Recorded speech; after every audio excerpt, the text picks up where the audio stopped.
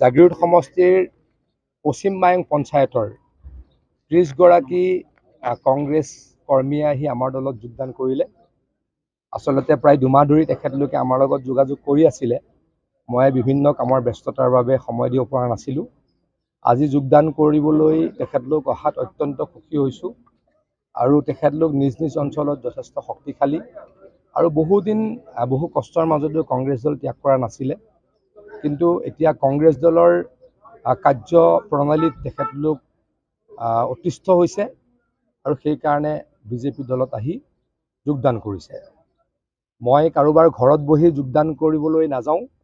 যোনে কাৰোবাৰ ঘৰত বহি মণিকূটৰ টকা দিম বুলি মিছা কথা কৈ যোগদান কৰিছিল, তেখেতসকলক আজি বুজাই দিছোঁ যে জাগিৰোড সমষ্টিত ইমান ইজিলি ইলেকশ্যন খেলিব ভৱিষ্যতে নোৱাৰিব।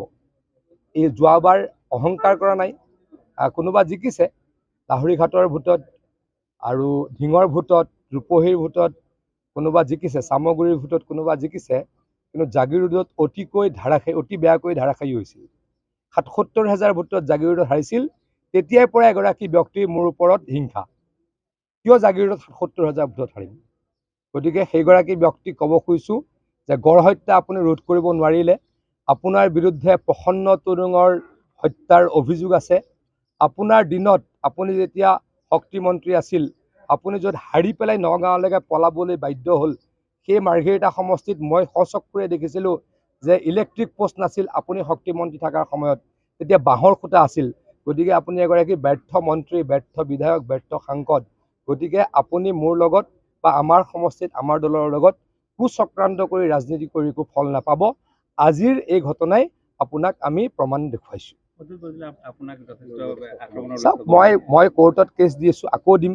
গতিকে চলি থাকিব। কিন্তু প্ৰদ্যুৎ বৰদলৈ ডাঙৰীয়াৰ এটাই কষ্ট, কিয় জাগিৰোডত ৭৭,০০০ ভোটত তেখেত হাৰিলে, কিয় জাগিৰোডত কোনো এটা অনুষ্ঠানত তেখেতক নামাতে, কিয় জাগিৰোডত 1000 মানুহলৈ ক'তো এখন মিটিং পাতিব নোৱাৰে।